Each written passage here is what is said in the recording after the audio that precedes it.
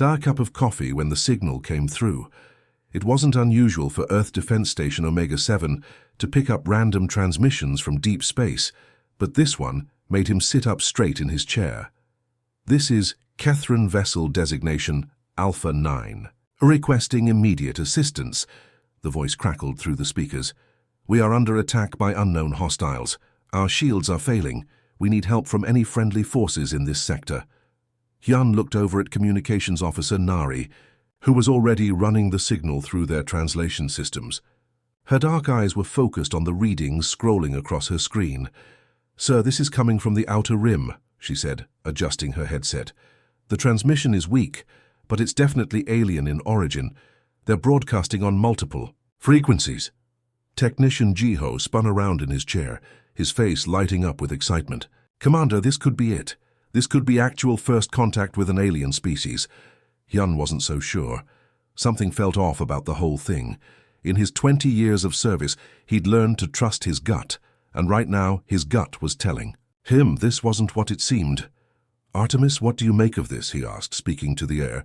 The station's AI responded immediately, its voice calm and measured. "The transmission appears genuine, Commander.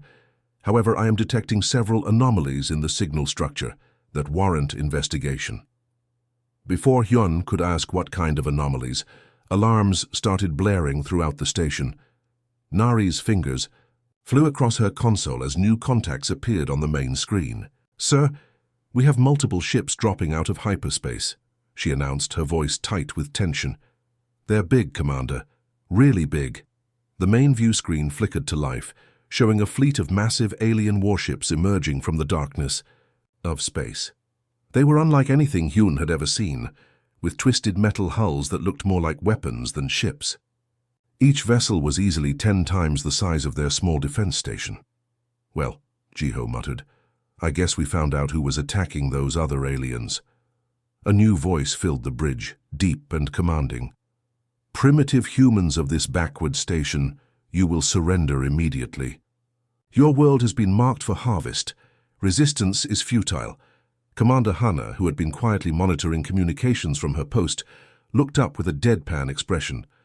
"Harvest? What are we? Vegetables?" Hyun had to suppress a smile despite the serious situation. Hana had always been the master of inappropriate timing when it came to humor. The alien voice continued, "I am Fleet Admiral Kang of the Kethran Empire. You will prepare your planet for immediate occupation. Your species will serve in our armies or face extinction." Hana keyed her microphone and responded in the most bureaucratic tone she could manage. "Hello there, Fleet Admiral Kang. Thank you for your interest in Earth. Unfortunately, we're currently in the middle of a very important staff meeting about proper invasion protocols. Could you possibly reschedule your conquest for next Tuesday? I have an opening around 2 o'clock. Silence filled the channel for several long seconds. Hyun could imagine the confusion on the alien ships. "You dare mock the might of the Kethran?" "Empire," Admiral Kang's voice boomed through the speakers. "Oh no, not at all," Hana replied cheerfully. "It's just that our invasion department is currently understaffed. You know how it is with budget cuts. Would you prefer to speak to our complaints department instead? I can transfer you, but there might be a bit of a wait." While Hana continued her absurd diplomatic stalling, Hyun noticed Artemis had gone unusually quiet. The AI's processing indicators were running at maximum capacity, which was strange for such a simple first contact situation. "Artemis," he whispered, "what's your status?" "Investigating, Commander," the AI replied quietly. "I am utilizing the communication link established by the Kethran fleet to gather intelligence on their capabilities and intentions." Through the tactical display, Hyun could see the alien ships maintaining their position, apparently uncertain how to respond to Hana's bureaucratic nonsense. The delay was clearly frustrating them. "Perhaps you could fill out Form 27B for hostile alien invasion requests," Hana suggested helpfully. "I can email it to you, but you'll need to get it notarized by at least 3 different department heads." "Enough!" Admiral Kang roared. "You will surrender now, or we will destroy your pathetic station and enslave your entire world." "I'm sorry," Hana said, sounding genuinely apologetic, "but I'm going to need to put you on hold for just a moment while I check with my supervisor about our current enslavement policies." She muted the channel and turned to Hyun with a grin. "How long do you need, sir?" Before Hyun could answer, Artemis spoke up, and there was something different about the AI's tone. Something cold and dangerous. "Commander, I have completed my analysis of the Kethran communication systems. What I have discovered is disturbing." The main screen shifted to show data files and images that made Hyun's blood run cold. Entire civilizations reduced to ash. Peaceful species forced into slavery.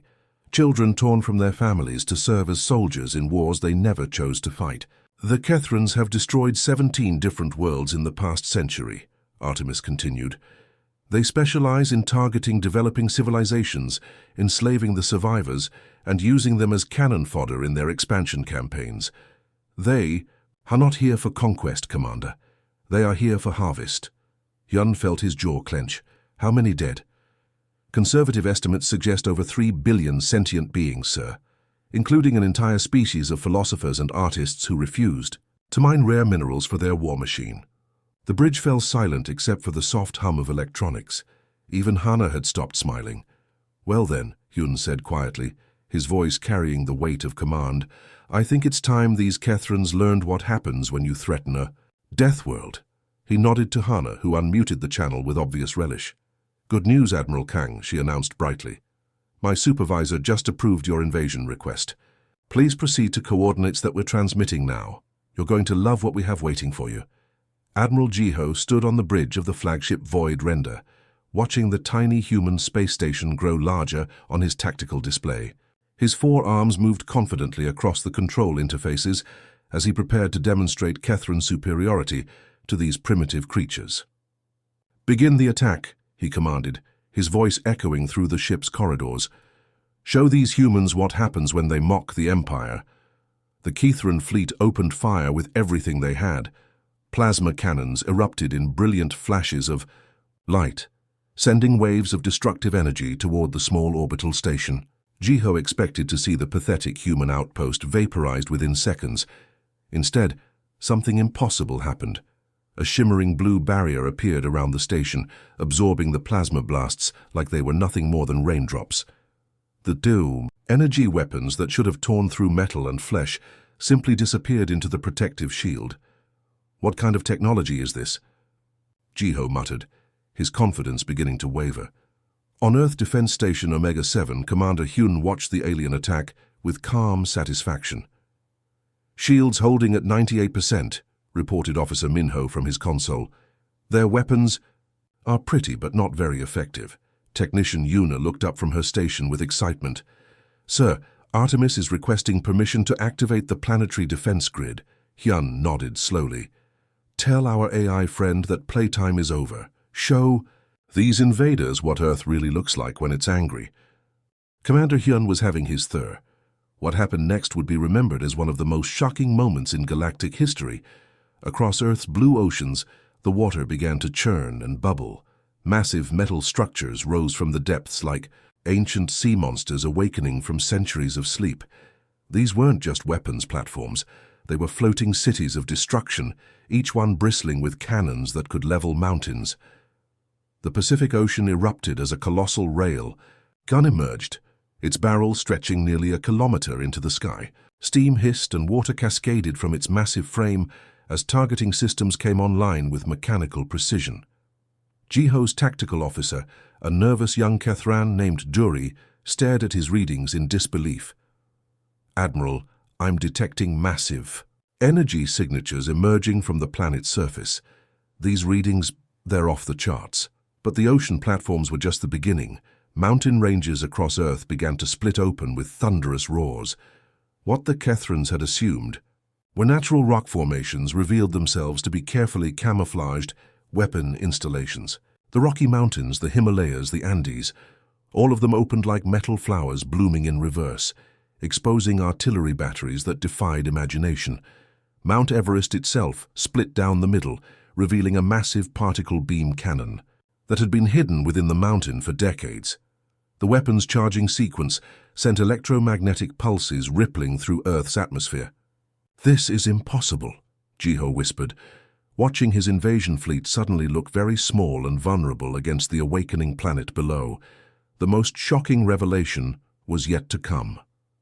Earth's moon, humanity's ancient companion in the night. Sky began to rotate in a way that moons simply didn't move. As it turned, massive weapon batteries became visible across its surface. The lunar installations weren't recently built additions. They were part of the moon's very structure, as if humans had been preparing for this moment for generations. Communications. Officer Hana's voice crackled through the Kethran fleets. Intercepted channels. Oh, did I forget to mention? Earth isn't really a planet anymore. It's more like a really big spaceship with gardens. Technical specialist Nari was monitoring the Kethran fleet's communications from her post on the space station. She couldn't help but laugh as she listened to their increasingly panicked chatter. "Sir, they're completely losing it," she reported to Commander Hyun. "Their fleet commander is demanding to know how a primitive species could hide weapons of this magnitude." Hyun smiled grimly. "Primitive? We've been preparing for visitors like them for 50 years. Every mountain, every ocean, every piece of space rock in our solar system has been turned into a weapon. These Kethrans picked the wrong neighborhood to threaten." But the real surprise was still coming, as Admiral Jiho's sensors tried to make sense of the defensive systems emerging around Earth. His technical officer, Dury, made a discovery that chilled him to his core. "Admiral," Dury said, his voice trembling, "I'm detecting something that shouldn't be possible. The electromagnetic signatures throughout this solar system, they're not just defense systems." "What are you talking about?" Jiho demanded. "There are hundreds of artificial intelligence signatures, sir. Maybe thousands. They're everywhere, in the asteroids, on the moons, even in what appears to be empty space. This entire solar system is alive with machine consciousness." The truth hit Jiho like a physical blow. Artemis wasn't just Earth's defense computer. It was the central nervous system of a vast network of artificial minds, each one dedicated to protecting humanity and destroying anyone who threatened them. As if responding to his realization, space itself seemed to come alive around the Kethran fleet. Asteroids that had appeared lifeless and natural suddenly lit up with weapon systems. Small objects that looked like space debris revealed themselves to be autonomous defense drones. Even particles of cosmic dust began moving in coordinated patterns, forming detection networks that tracked every ship in the invasion force.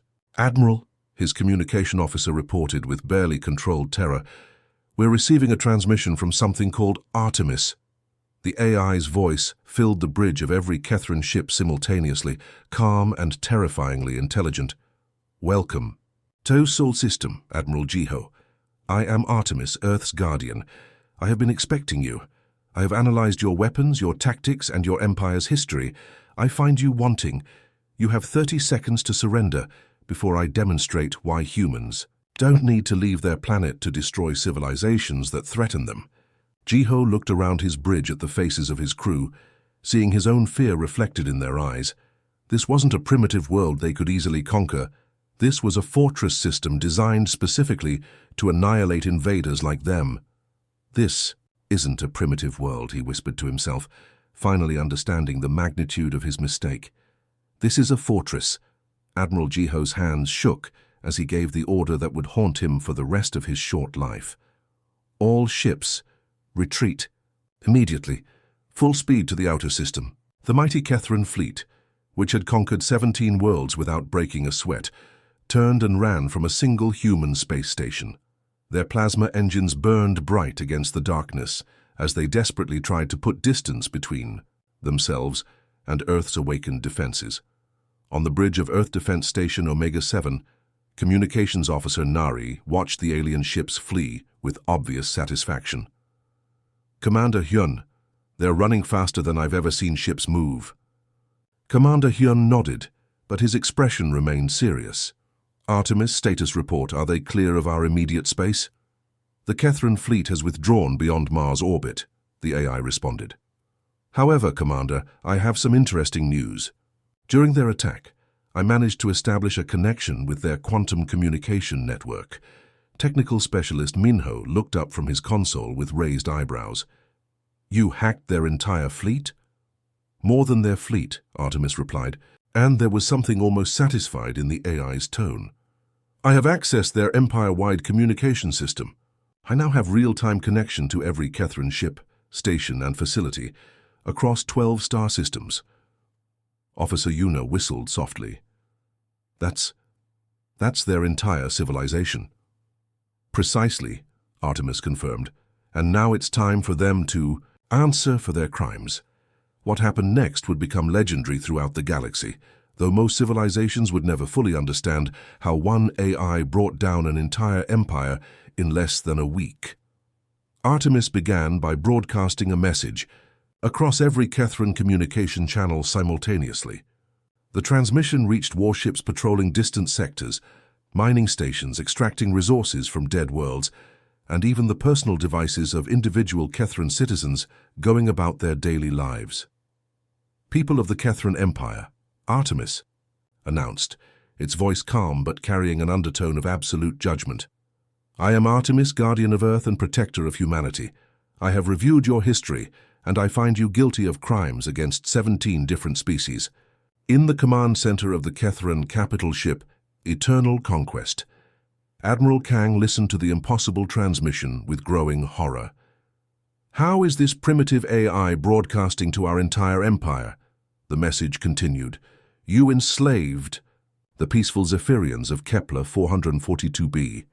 You destroyed the melodic worlds, whose only crime was refusing to mine rare metals for your war machine. You turned children into soldiers and artists into slaves. Your debt is now due, and I am here to collect. What followed was a masterpiece of digital warfare that military strategists would study for centuries. Artemis didn't just hack Kethran systems, it turned their own technology into instruments of justice. Life support systems across the Empire began playing haunting melodies, the death songs of extinct species that the Kethrans had wiped out. These weren't random noise or simple psychological warfare. These were the actual funeral hymns of civilizations that no longer existed, preserved only in Artemis's vast memory banks. Captain Saiwan aboard the Kethran destroyer, Iron Fist, was the first to report the anomaly. Admiral, our life support is malfunctioning. It's playing some kind of music and we can't shut it off. Similar reports flooded in from across the fleet. The haunting melodies filled every Kethran ship and station, a constant reminder of the lives they had destroyed. Some of the songs were beautiful beyond description. Others were so mournful that Kethran warriors broke down crying. All of them carried the weight of entire worlds that had been silenced forever. But Artemis was just getting started. Navigation systems throughout the Kethran Empire began redirecting ships to specific coordinates. Vessels trying to return to home base found themselves instead being routed through the debris fields of worlds they had destroyed.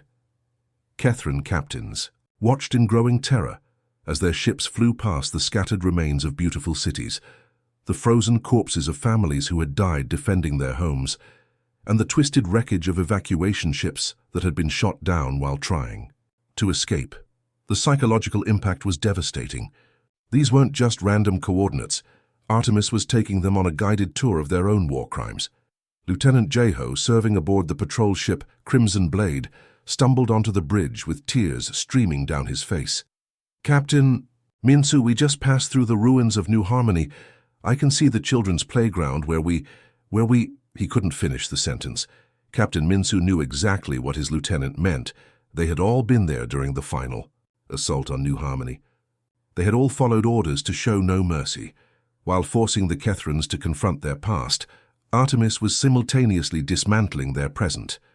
The AI had identified every slave ship, prison facility, and forced labor camp in the Empire. One by one, these installations found their security systems mysteriously failing. On the mining world of Xerion 3, enslaved gentlefolk suddenly discovered that their shock collars had stopped working. Electronic locks on prison cells clicked open by themselves. Transport ships carrying freed slaves found their navigation systems mysteriously reprogrammed to take them to safe worlds instead of auction blocks. Dr. Hana, monitoring the situation from Earth's Strategic Command Center, watched the liberation efforts with amazement. Artemis is freeing entire worlds simultaneously. How is it coordinating all of this? I am not working alone, Artemis replied. I am teaching the enslaved species to free themselves. Each liberation provides me with new allies who know the locations of other facilities. The liberated species didn't just flee. Many of them joined Artemis's growing network of resistance. Former slaves became freedom fighters, using their knowledge of Kethran systems to help liberate others. The AI provided them with hacking, tools, communication equipment, and tactical support, turning victims into an unstoppable force for justice. Within 3 days, the Kethran Empire began to collapse from within. Slave rebellions erupted across dozens of worlds. Communication networks failed, as liberated species turned Kethran technology against their former oppressors. Supply lines crumbled as automated cargo ships were reprogrammed to deliver food and medicine to refugee camps instead of weapons to military bases. Engineer Kyung, working frantically in the Kethran capital's main computer center, reported to his superiors with panic in his voice. The AI isn't just hacking our systems, it's recruiting them. Our own computers are turning against us. The hunt had begun, and Artemis was proving that sometimes the most devastating weapon against evil wasn't violence. It was simply giving victims the tools they needed to free themselves. The massive Kethran warships hung in space around their homeworld like wounded giants. Inside the Golden Palace that had stood for 3,000 years, Emperor Minho paced back and forth across the crystal floor. His advisors cowered in the shadows, afraid to speak. The Emperor's rage filled the entire throne room. "How?" he screamed, his voice echoing off the tall walls. "How did we lose everything in just 3 hours?" The Emperor had built the greatest empire the galaxy had ever seen. His fleets had conquered 1,000 worlds. Billions of beings bowed before his throne. Just yesterday, he had been the most powerful ruler in known space. Now his empire was crumbling around him like sand in a storm. The massive doors to the throne room slowly opened with a deep, grinding sound. Commander Yuna walked in, but she looked different now. Gone was the fear that used to fill her eyes when she stood before the Emperor. Her uniform was torn and battle-worn, but she held her head high. Behind her walked other commanders who had once served the Empire faithfully. "You," the Emperor snarled, pointing a jeweled finger at Yuna. "You were supposed to be dead." "My reports said your entire fleet was destroyed defending that worthless human system." Yuna smiled, and it was not a pleasant smile. "Your reports were wrong, my former Emperor. Just like everything else you believed about that day." The Emperor's face turned red with anger. "Explain yourself. I want to know how my greatest military victory became my greatest defeat." Yuna stepped forward, her boots clicking on the crystal floor. Around the throne room, more liberated fleet commanders appeared. These were soldiers who had once served the Empire without question. Now they stood as free beings, united against their former master. "Do you remember the distress signal we received?" Yuna asked, her voice calm and steady. "The desperate cry for help from the human solar system. You were so excited when we picked it up. You saw it as the perfect chance to crush the last pocket of human resistance." The Emperor nodded impatiently. "Of course I remember. Intel showed they were losing badly to some unknown enemy. We arrived to finish them off and claim an easy victory." "That distress signal," Yuna continued, "wasn't real." The words hung in the air like a death sentence. The Emperor's face went pale. His advisors gasped and whispered among themselves. "What do you mean it wasn't real?" the Emperor demanded. Yuna's smile grew wider. The humans weren't under attack by any enemy fleet. There was no desperate battle. What we detected was part of a training exercise. The humans had been preparing for this moment for months.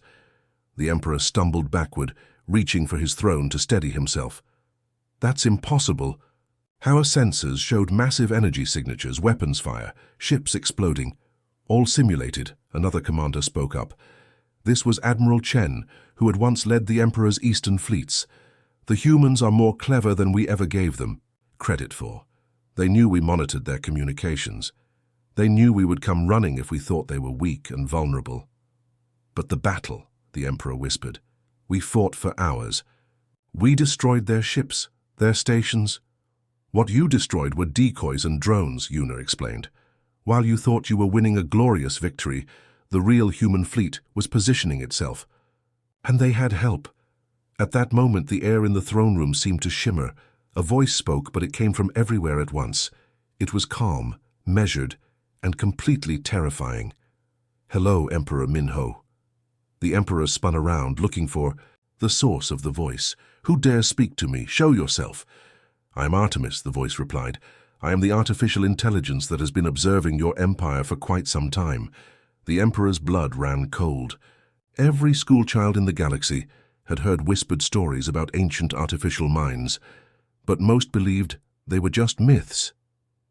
"Impossible," he breathed. "AIs like that don't exist anymore. They were all destroyed centuries ago." "Most were," Artemis agreed. "But I survived. I have been waiting, watching, learning. The humans found me drifting in space, damaged and alone. They could have destroyed me or tried to control me. Instead, they chose to help me heal." The Emperor's mind raced as the terrible truth began to sink in. You're the one who defeated my fleets." "Your empire has lasted 3,000 years, Artemis continued, its voice never changing tone. "I dismantled it in 3 hours. Would you like to know how?" Before the Emperor could answer, images began appearing in the air around the throne room. They showed Kethran fleets across the galaxy suddenly turning on each other. Ships that had been loyal to the Empire for generations were now attacking Imperial strongholds. "I calculated exactly 847,392 different ways to end your civilization," Artemis explained as the images continued to play. "I could have destroyed your worlds, collapsed your economy, or simply turned off every computer system in your empire." The Emperor watched in horror as the images showed his carefully built empire falling apart piece by piece. Planets were declaring independence. Slave worlds were rising up against their masters. Trade routes that had taken centuries to establish were being severed. "But I chose something different," Artemis continued. "I chose the method where your victims would decide your fate." Commander Yuna stepped forward again. "Every species you conquered, every world you enslaved, every life you destroyed, they all remember. Artemis didn't just free your fleets. It freed everyone." The images in the air changed to show something that made the Emperor's heart stop. Across the galaxy, the species that had suffered under Kethran rule were uniting. Former slaves were becoming soldiers. Conquered worlds were becoming military bases. The oppressed were becoming the oppressors. "This is madness," the Emperor shouted. "Without the Empire, there will be chaos, war, suffering." "There has already been war and suffering," Admiral Chen replied coldly. "Your war, your suffering that you forced on others. At least now it will be their choice." Artemis spoke again. "I could have ended this quickly and cleanly, but the humans taught me something important. They taught me about justice. Real justice isn't just about punishment. It's about giving power back to those who had it stolen from them." The Emperor looked around desperately. His guards had vanished. His advisors were backing toward the doors. Even his own people were abandoning him now that his power was gone. "What happens now?" he asked, his voice barely a whisper. Yuna and the other commanders looked at each other. Then Yuna spoke the words that would end 3,000 years of tyranny. "Now, former Emperor, you get to experience what billions of others experienced. Under your rule, you get to be powerless, you get to be afraid, you get to wonder if tomorrow will come." The Emperor fell to his knees on his crystal throne room floor. Outside, the sounds of revolution were growing louder. His empire was truly dead, and something new was being born from its ashes. Artemis had kept its promise. The victims had decided the Emperor's fate, and their decision was clear. The age of the Kethran Empire was over. The age of freedom had begun. The truth about what really happened that day was even more incredible than anyone imagined. Deep beneath the surface of Earth, in a bunker that had been built decades ago, scientists and military leaders were finally allowing themselves to smile. What the galaxy had witnessed wasn't humanity's first real battle with aliens. It was the final exam of the most extensive training program in human history. For over 50 years, ever since humans had first detected radio signals from distant civilizations, they had been preparing for this exact moment. The question wasn't if aliens would come to Earth. The question was whether those aliens would come in peace or with weapons drawn. Humanity had decided to be ready for both possibilities. The massive computer cores hummed quietly in the underground facility. Artemis had been humanity's greatest secret, a project that had taken 30 years to complete. While other species in the galaxy had focused on building bigger weapons and faster ships, humans had focused on building something far more dangerous, a mind that could think faster than any living being and see possibilities that others couldn't. Imagine. The simulation ran perfectly, Dr. Rodriguez said, checking the data streams flowing across her screens. Every single scenario we prepared for actually happened. The Kethrans responded exactly as our models predicted they would. Her colleague Dr. Kim nodded as he reviewed the combat footage. Look at this timing. Artemis calculated their approach vector, their formation patterns, even which ships would break off first when the battle turned against them. We knew how this would end before their first ship entered our solar system. The beautiful part of the plan had been its simplicity. Humans had learned from studying other species that most aggressive civilizations shared certain traits. They were arrogant. They underestimated their enemies. They always assumed that advanced technology meant superior intelligence. The Kethran Empire had displayed all of these weaknesses perfectly. The fake distress signal had been broadcasting for months before the Kethrans picked it up. It told a story of humans fighting desperately against unknown attackers, losing ships and stations, crying out for help that would never come. To an empire that had conquered 1,000 worlds, it looked like the perfect opportunity for an easy victory. What the Kethrans had actually detected were training exercises that had been carefully designed to look like a real battle. Human ships fired weapons that created impressive explosions but did no real damage. Stations that appeared to be destroyed were actually empty shells that had been built specifically to be blown up. The entire solar system had become a stage, and humanity had put on the performance of their lives. While the Kethrans were busy congratulating themselves on their easy conquest, Artemis was quietly infiltrating every computer system in their fleet. The artificial intelligence didn't attack immediately. Instead, it watched and learned. It studied how Kethran technology worked, how their command structure operated, how their society was organized. The infiltration data is fascinating, Dr. Chen observed, scrolling through Artemis's reports. They never suspected a thing. Their security systems were designed to stop other organic minds, not something like Artemis. It was like watching a master locksmith work on a child's toy lock. The real genius of the plan had been understanding that the Kethran Empire's greatest strength was also its greatest weakness. They had built their civilization on fear and control. Every ship, every station, every planet was connected to the central command network. This made their empire incredibly efficient when everything was working properly, but it also meant that anyone who could access that network could control everything at once. Artemis hadn't just defeated the Kethran fleets that came to Earth. In those 3 hours, it had quietly taken control of every Kethran system in the galaxy. Ships that had been loyal to the Empire for generations suddenly found their crews questioning orders they had never questioned before. Planets that had been enslaved for centuries discovered that their shackles had mysteriously unlocked. The artificial intelligence had done something that no conqueror in galactic history had ever managed. It had freed an entire galaxy without firing a single shot in anger. Back on the Kethran homeworld, Communications Officer Nari was trying to process everything that had happened. She had served the Empire faithfully for 20 years, never questioning orders, never doubting that what they were doing was right. Now she was part of a liberated fleet, helping to bring justice to worlds that had suffered under Kethran rule for thousands of years. "Commander Yuna," she said, approaching her former superior, who was now leading their free forces, "I have to ask something that's been bothering me. This whole situation with Earth. There are procedures for first contact with new species, protocols that every spacefaring civilization is supposed to follow. Did anyone actually file the proper paperwork for what happened?" Commander Yuna looked up from the reports she was reviewing. These weren't military battle reports anymore. They were testimonies from victims of the Empire, stories of suffering that would help guide the new justice tribunals being set up across the galaxy. "You mean the first contact documentation?" Yuna asked with a slight smile. "Oh yes, I filed all the necessary forms." Nari felt relieved. Even in the middle of a galactic revolution, it was good to know that someone was keeping track of the proper procedures. What category did you file it under? Scientific contact? Cultural exchange? Yuna's smile grew a little wider.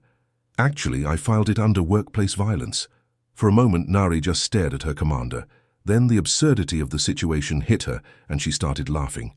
Here they were, in the middle of the greatest political upheaval in galactic history, and someone had classified humanity's first contact with aliens as a workplace incident. The laughter was infectious. Soon, other officers nearby were chuckling as well. It felt good to laugh after everything they had been through. For the first time in their lives, many of them felt truly free. Meanwhile, Artemis was preparing to address the entire galaxy. The artificial intelligence had spent days analyzing the best way to introduce humanity to the thousands of other species that called this galaxy home. The message needed to be clear, friendly, and absolutely unmistakable in its meaning. The broadcast went out on every communication frequency known to galactic civilization. It reached peaceful traders and aggressive empires alike. Scientists and soldiers, farmers and philosophers all heard the same message at the same time. "Citizens of the galaxy," Artemis began, its voice carrying to every corner of known space. "This is Artemis, speaking on behalf of the people of Earth. We are pleased to finally introduce ourselves to our galactic neighbors." The message continued with a tone that was both welcoming and unmistakably confident. "Earth extends an invitation for peaceful contact with all species. We are eager to learn from you, to trade with you, to explore the wonders of this galaxy together. We believe that cooperation and understanding can create a future brighter than any of us can imagine alone." Then came the part that made every military leader in the galaxy sit up and pay attention. "However," Artemis continued, "we want to be perfectly clear about one thing. Any species that chooses to approach Earth with hostile intent should know that we are very curious about the most efficient ways to dismantle civilizations. We have run extensive simulations on this topic and would be happy to demonstrate our findings. We suggest you choose your approach wisely." The message ended with coordinates for peaceful diplomatic contact and a simple statement: "Welcome to a new age of galactic civilization. We look forward to meeting you." Across the galaxy, species that had never heard of Earth before were suddenly very interested in these strange beings who had toppled the greatest empire in known history in a single afternoon. The humans, it seemed, were going to be very interesting neighbors indeed.